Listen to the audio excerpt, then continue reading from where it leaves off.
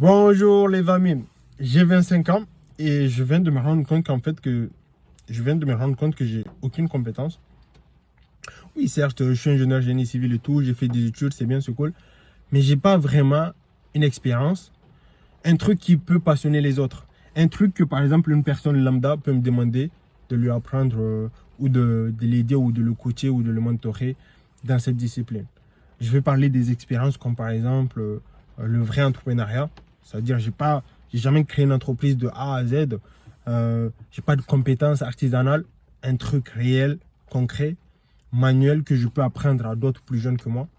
J'ai pas vraiment de compétences. Ok, quand tu es ingénieur, c'est bon, c'est cool, tu peux avoir un boulot. Mais tu n'as pas de compétences que tu peux vendre en dehors d'un système, en dehors d'une institution, en dehors dans le cadre d'une entreprise. En fait, tu ne peux pas vendre cette compétence-là à quelqu'un d'autre, à un particulier, au public en fait.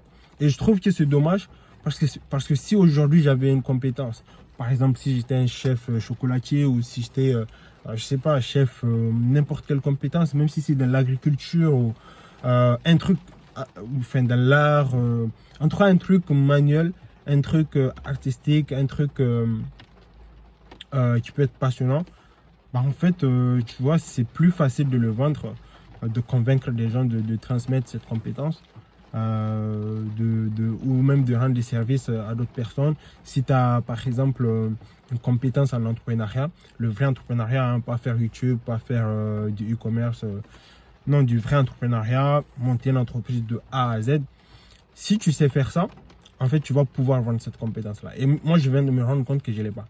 Et mon conseil pour toi et moi, c'est vraiment d'essayer de développer des compétences.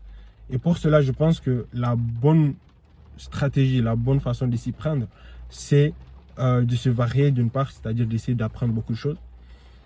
Et, en faisant cela, moi, je pense que tu peux tomber sur un truc dans lequel tu es naturellement bon et tu fonces dessus, tu vois.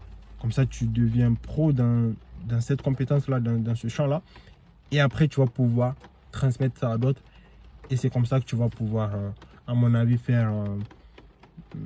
rencontrer ton premier succès, je pense. Ciao, à la prochaine vidéo.